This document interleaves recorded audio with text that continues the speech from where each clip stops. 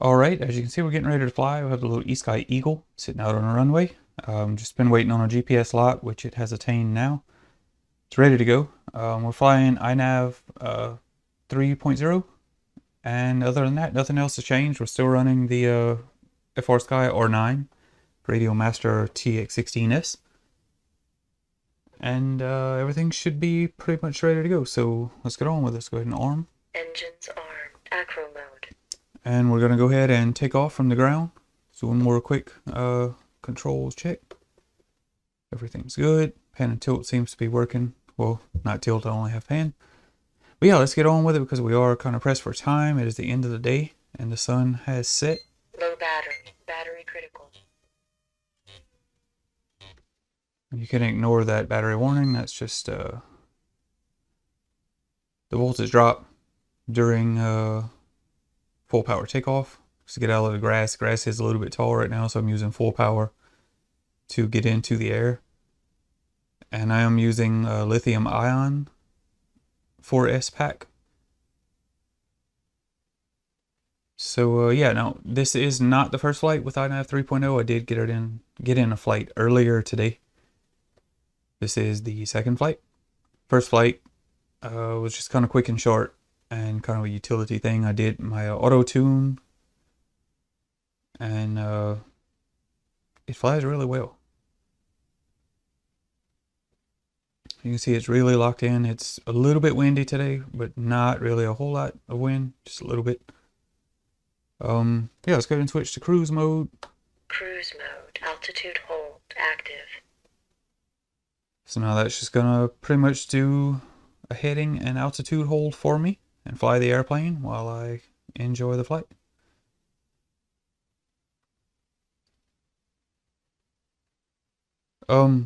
Now I'm not sure if you noticed or not. You see my home arrow right now is pointing back to home from where we took off. As I pan around, you notice the arrow always points towards home. That's another nice little feature in iNav. I forget the CLI commands to enable it, but you basically have to turn it on and tell it which servo is your pan servo, and then tell it how many centidegrees, I think it is. Centidegrees. Well, basically what your range of motion is on the pan axis, so that it can kind of just keep that arrow pointed home for you. It's a nice feature. I didn't see that really mentioned anywhere in some of the other videos that I watched about iNav 3.0 release and some of the updated features and things like that. I just never really saw it mentioned, and I thought I would point it out. Because it's on the wiki. It's where I found the information at. Yeah, you see that arrow. Home is back off of that wingtip there. If we look over the wingtip, you see the arrow follows home. It basically draws an arrow on the ground pointed back to home. But yeah, as far as iNav 3.0, you can see here it's working really well. Like I said, I just copied over my basic settings, you know, for like my serial ports and servo mixer and things like that. And then I redid all of my PID and well, PIFF tuning. They actually did enable the D controller and the PID controller for fixed wing in this release, but it's just zeroed out by default. And auto tune also doesn't tune that. It's kind of in its early stages, but I guess eventually it will be more commonplace to use it.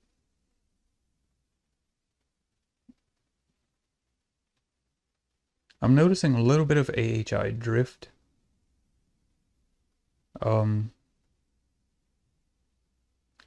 it settles right back in. It's much better than it was on the previous iNav defaults. In my case before, for the IMU accelerometer ignore rate, I think is the right command.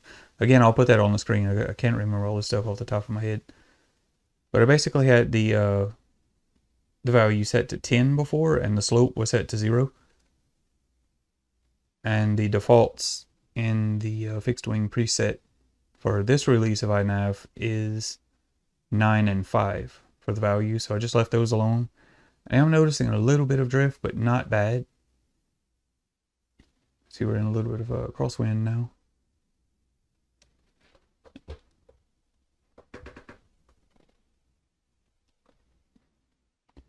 I just want to see if I do a slow right banking turn, if the AHI will drift to the right. Because I've been doing left-hand turns and it's drifting to the left.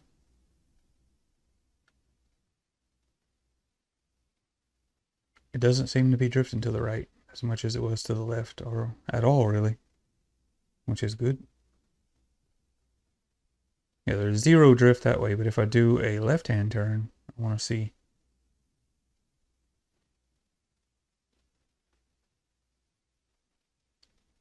And once again, you see there's virtually no drift whatsoever. So maybe it's just that slow banking turn that I was doing that was triggering it. Or there's a little bit of drift. See, it will still drift a little bit, but not bad. So let me do just a real slow turn to the right. Yeah, you can see it starting to drift there. If I level the airplane, the horizon stays. But it quickly levels right back out. So yeah, it's still not bad. It's just not as perfect as you can get it. I may play around with those values a little bit. But it's still very, very manageable as it is. And I do have the continuous trim enabled for the servos, which means it's continually trimming my pitch and roll. I'm not sure if it trims yaw or not. But whatever it's doing, it works really good. I've never had to touch the trims in the previous light or this one. You can see if I switch back to acro. Acro mode. Altitude hold off. It still pretty well holds its trim basically. Let me increase my throttle again back to cruise. I have everything set up for about a 5 amp cruise. See, it holds really well. And if I go to manual mode. Once again, you can see the trim never changes. I mean, it's all just dead locked in. Cruise mode. I just like running. Altitude hold active. I like running in cruise mode just to have that altitude and heading hold. You know, have it actively holding them instead of just being trimmed. See the moon above the wingtip there. And if I look over here, you can see where the sun set earlier, it's gone below the horizon now.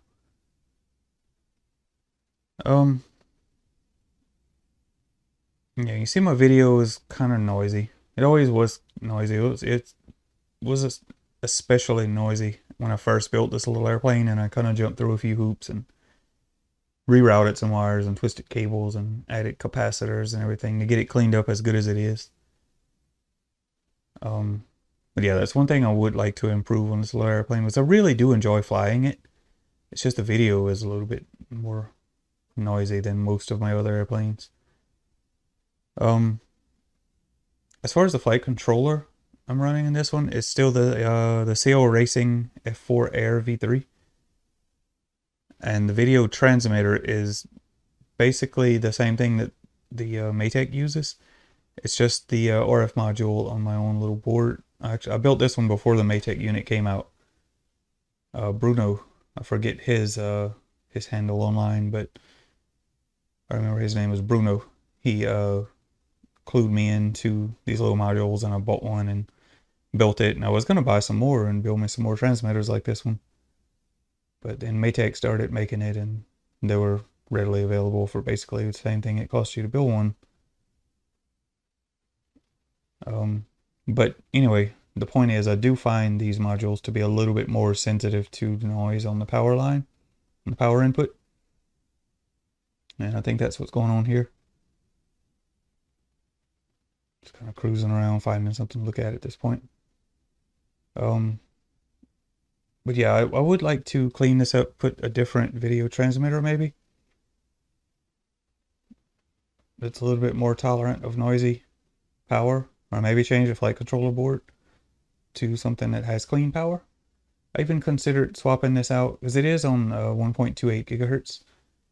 I even considered swapping it out for a 5.8 gigahertz transmitter. just because I have a couple of spares, because I don't tend to use 5.8 very much, but I do have a few transmitters and a decent receiver, and they are typically more tolerant of noisy video because they have their own regulators on board in most cases. So I did consider swapping it out to 5.8 because, like I said, I do have the FrSky, the R9 system, just using the stock firmware. It's not Express LRS or anything like that. And to be honest, at this point, I really don't have any intention to try Express LRS. It's just not really something, I don't think it's worth the time for me. It's not something I would use enough to warrant the effort to set it up. So the range is relatively limited compared to some of the things that I normally fly with Crossfire and Dragon Link especially. So I think a decent 5.8 setup would probably stand up to what I can do with the Radio Link. So it's an option. It's just something I would consider.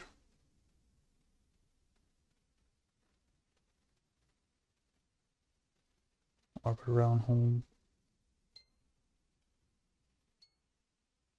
See how good my video holds up. I'm going to fly directly overhead. And here's a good indication. You can see that's the runway right over there where I took off from. You can watch that little home arrow, how it always points back at the runway. No matter how I pan the servo, it will always point directly at the runway. Probably one of my favorite features in this update, and it's funny it's not really mentioned anywhere. But again, I'll have those commands on screen if you want to do that, if you want to set it up and try it. Ow. But yeah, I'm just kind of cruising around right now. I'm going to make it a point to get back down before it gets too dark. Although we do have the Caddx Ratel camera, which does a pretty decent job in low light. It's actually much darker. I'm looking out of the window where the airplane's flying, and it's a lot darker than it looks on the FPV feed. So the Ratel does a fairly decent job of flying in low light, but I still don't want to push it if I don't need to. And you can still see that AHI drifts a bit. And if I just rock the airplane to the right and let it settle back down, it'll fix itself. But then if I do that slow left bank, the AHI starts to drift a bit. See there, now it wants to hold the wings a little bit crooked or off level. Right now it's doing the course hold thing, but you see the AHI is not level with the horizon. But if I rock the airplane to the right for a bit, you'll see the AHI kind of settles down, and then when I stop the turn, it stays locked onto the horizon.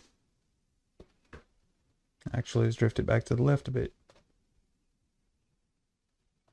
I don't know. We'll sort it out one day. If I don't end up swapping the flight controller for something different. If I did, it would still be running iNav3. I would just be running it on a different board and see if that would make any difference. But mostly just to clean up the video feed. You see at times right now the feed is not bad. You can still see a little bit of switching motor noise. Just kind of remnants after the capacitors kind of cleaned it up a bit. There's still a little bit there, but it's not terrible. But at other times I start getting a lot of banding and everything in the video, and that could actually be like some 900 megahertz noise. But I do have filters on my video receivers, and they are all the way outside at the end of the Ethernet cables away from me, and it shouldn't happen. Home reset. Now, why did I get a home reset? I'm using the iNav telemetry script on my radio, and it just called out home reset. But what I'm seeing on the OSD, it's pointing back. It's got the right distance and the right direction and everything. So I don't believe home has actually been reset. I'm not sure why it called that out. I'm still running a relatively old version of this script on the radio, which is I think 1.7.2. And I noticed a few little bugs with it. When I flew earlier, it was losing telemetry and things like that when the radio actually still had telemetry. It was calling out telemetry lost, and the info on the little telemetry screen wasn't really indicating what it should have. So there could be an issue with that. I may update that script before I fly again. It's just informational anyway. Yeah, you can see the home arrow and everything still looks good, I guess. I don't think it's moved. It should be still directly over the runway.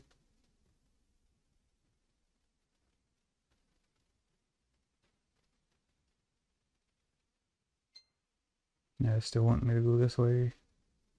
Back over the runway. Yeah, you can see we're directly over home right now, and that's exactly where the OSD thinks it is. So I'm not sure what that was about. Maybe just another bug in the script, telemetry script. Yeah, you can see the street lights and everything are on, the radio tower out in SimSport that way. If I move the AHI where you can see it. Right there, between cruise and the AHI. You see the radio tower is slowly flashing red. It's no longer strobing with a clear light, like it switches to at night. And the moon is getting brighter and the sun is getting dimmer. So I'll go ahead and switch back to Acro mode. Altitude hold. Off. acro mode, obviously. And start burning off some altitude.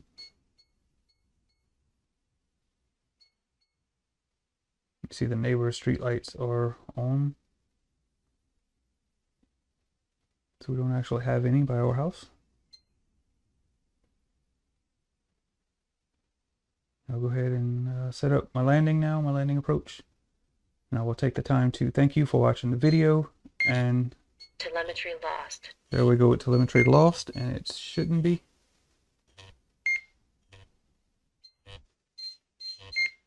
But yeah, if you haven't yet, go ahead and check out iNav 3.0. There's a lot of cool new stuff in it. Works well, flies well. And I need to update these scripts on my radio because they're really annoying. But there's my landing. Actually, I'm going to switch back to manual mode for the taxi back. So one thing I like about this little airplane is the landing gear. It's steerable nose wheel. I can actually taxi it back.